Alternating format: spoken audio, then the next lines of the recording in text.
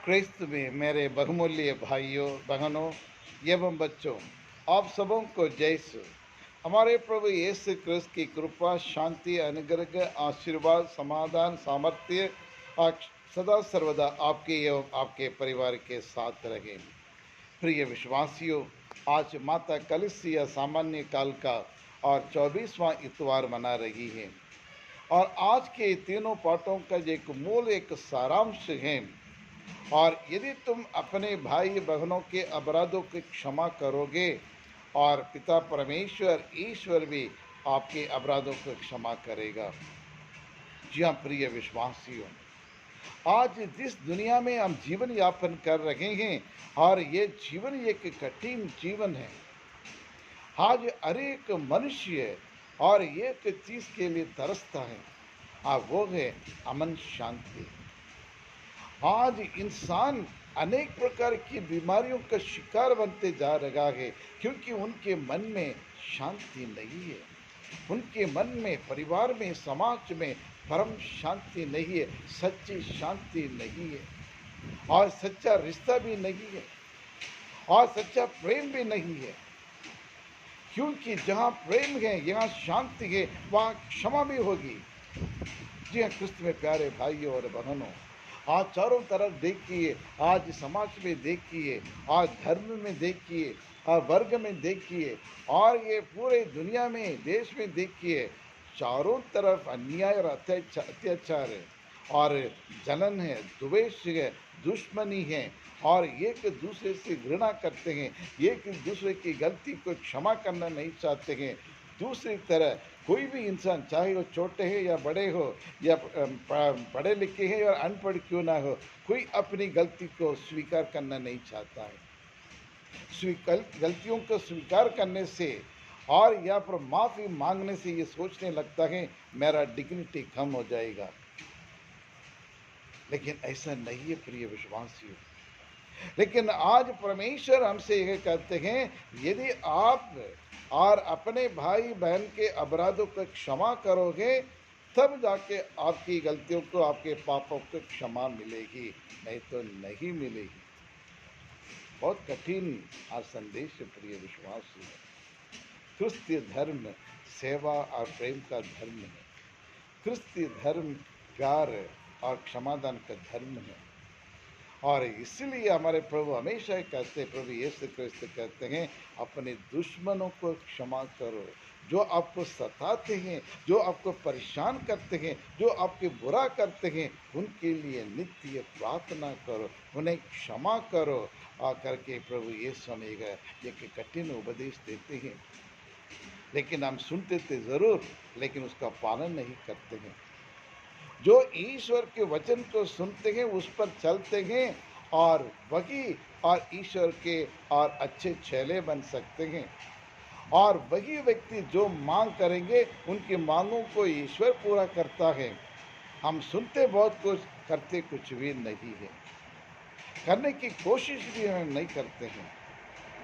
जी हाँ प्रिय विश्वासियों, लेकिन आज प्रभु आज के पाठों के द्वारा यही हमें कहते हैं कि और हमें एक दूसरे को क्षमा करना बहुत ज़रूरी है। प्रिय विश्वासियों, आज देखिए, आज हर एक इंसान किसी न किसी चीज़ की तलाश करता है। इंसान के पास धन दौलत और प्रसिद्धि, नाम प्रतिष्ठा, और उनके बैंक बैलेंस, और अच्छे मकान, अच्छे नए नए ब्रांडेड कार हैं, ब्रांडेड कपड़े हैं, और अच्छी नौकरी है, और हार्ड वर्क, और उसको अच्छी तनख्वाह भी मिल जाती है। लेकिन सब कुछ होते हुए भी और मन में और दिल में और बेचैन है। हर एक मनुष्य के मन और दिल के और बेचैन है, क्योंकि वहाँ शांति नहीं है, क्योंकि समाधान नहीं है।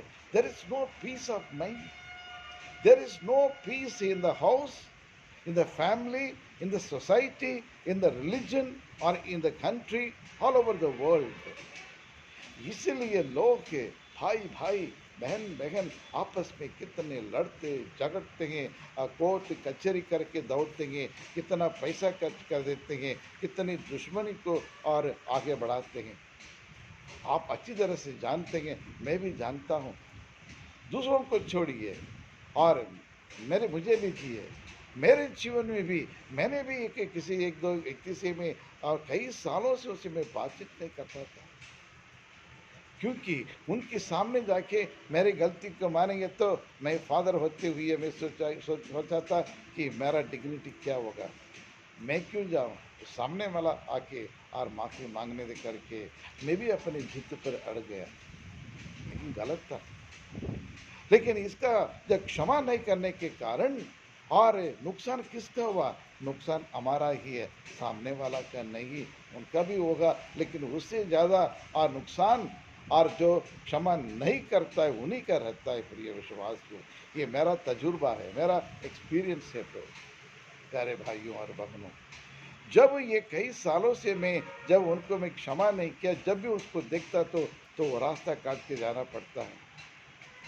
और जब मिसा बलिदान में और जब मैं बोलता हूँ कि प्रभु की शांति आप लोगों के साथ रहे, एक दूसरे को शांति अभिवादन करें, बोलते समय मेरी आत्मा मुझे कसौटी थी और मेरी आत्मा मेरे मुंह पे कहने लगे, तुम नौटंकी कर रहे हो, तुम बेकार की बातें कर रहे हो, जो तुम्हारे पड़ोसी को तुम्हारे भाई को तो क्षमा नहीं करोगे, नहीं करते हो कई सालों से, और यहाँ आप शांति दे रहे हो।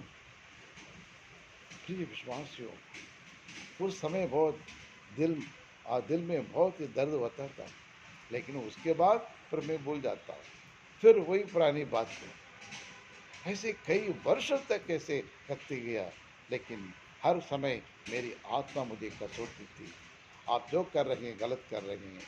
जो प्रार्थना करने के लिए बैठते मैं प्रार्थना नहीं कर पाता, मन में चैन नहीं है। और जब दूसरे को प्रवचन देने से पहले ईश्वर मुझसे पूछता है, तुम मुंह से बोलते हैं लेकिन करने में कुछ भी नहीं है, कतनी करने में और जमीन आसमान का फर्क है करके ईश्वर हमेशा मुझे ठोकता था।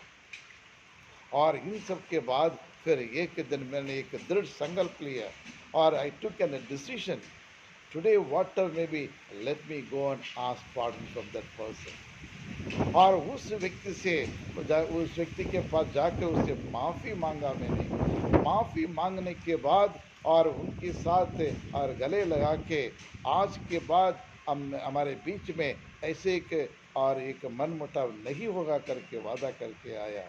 तब से लेकर अच्छी तरह से उससे बातचीत करता हूँ और आप उससे घुल मिलकर बातें करता हूँ।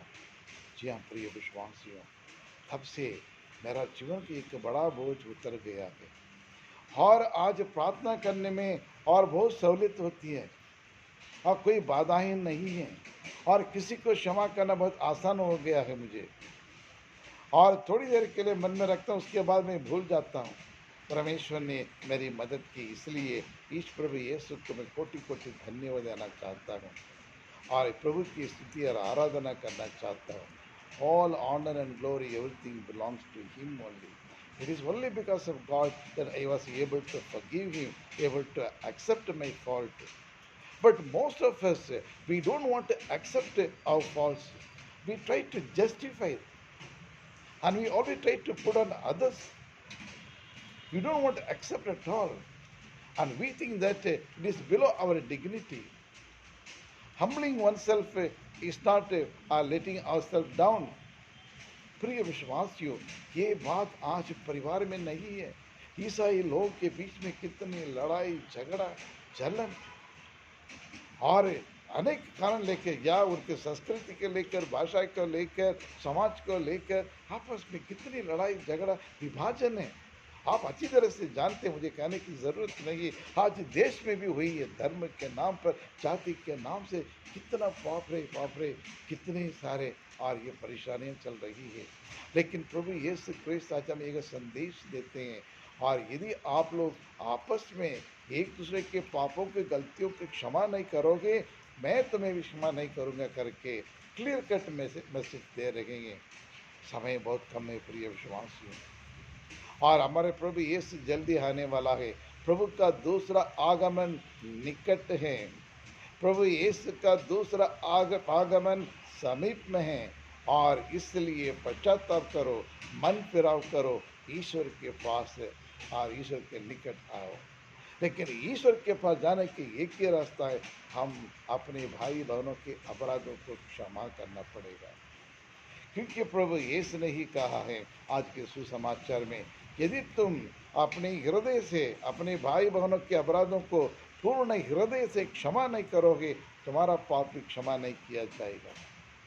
आज का पहला पाठ प्रवक्ता ग्रंथ अध्याय 28 और 2 में देखिए, और ईश्वर कहते तुम अपने पड़ोसी को और पूर्ण हृदय से उन्हें क्षमा करो, और प्रार्थना करने पर तुम्हें क्षमा मिल जाएगी। जी हाँ क्रिस्त में प्यारे भाइयों और बहनों, इसलिए और ईश्वर के पास रहना चाहते हमें करना पड़ेगा।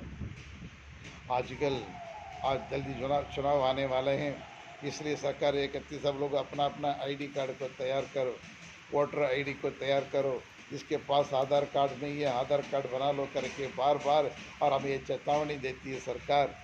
ये क्यों? एक देश के नागरिक होने के नाते आपके पहचान पत्र ये आधार कार्ड है या आईडी कार्ड है।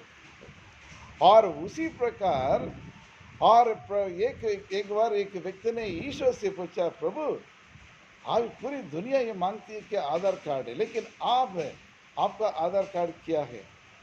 प्रिय विश्वासियों, ईश्वर का आधार कार्ड क्या है?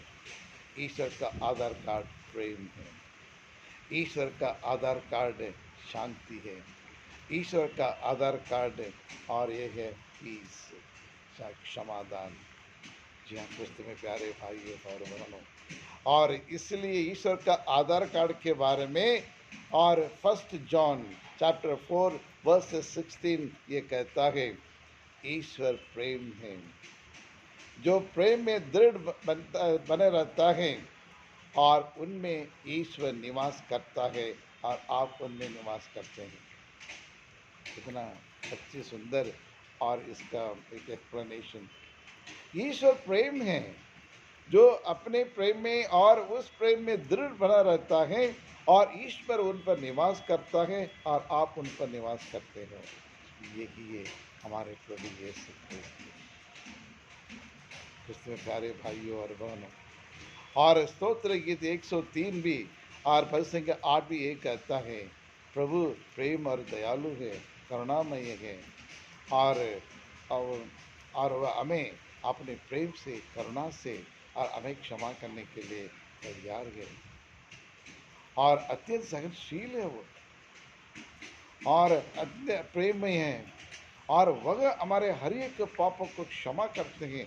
रोज रोज कितने सारे पाप गलती हम करते हैं, लेकिन हर वक्त प्रभु हमारे सारे गुनाहों को और पापों को क्षमा करते हैं। लेकिन हम मनुष्य एक दूसरे की गलतियों को क्षमा करना नहीं चाहते हैं, एक दूसरे से और उसके बदला लेने की भावना रखते हैं। लेकिन आज प्रभु यीशु क्रिस्त और हमसे और आपसे और जगह संदेश देते हैं कि हम क्षमा करें। तो आइए उसके लिए प्रभु यीशु से हम प्रार्थना करें। हे सर्वशक्तिमान शाश्वत परमेश्वर, हम आपको धन्यवाद देते हैं। कितने दयालु परमेश्वर आप हमारे हर एक गुनाहों को पापों को क्षमा करते हुए हमें नया जीवन देते हैं, नई जिंदगी देते हैं। उसी प्रकार हम भी हमारे भाई बहनों के अपराधों को गलतियों को क्षमा करने की शक्ति बल हमें प्रदान करें। इसी के साथ साथ नम्रता के साथ हम अपनी गलतियों को भी स्वीकार करने की वो शक्ति बल भी हमें प्रदान करें, ताकि हमारे मन में शांति बन सके, हमारे परिवार में, देश में, समाज में शांति बनाए रखने की हमें कृपा प्रदान कर। ये प्रार्थना हम करते हैं हमारे प्रभु यीशु क्रिस्त के द्वारा। आमीन आमीन।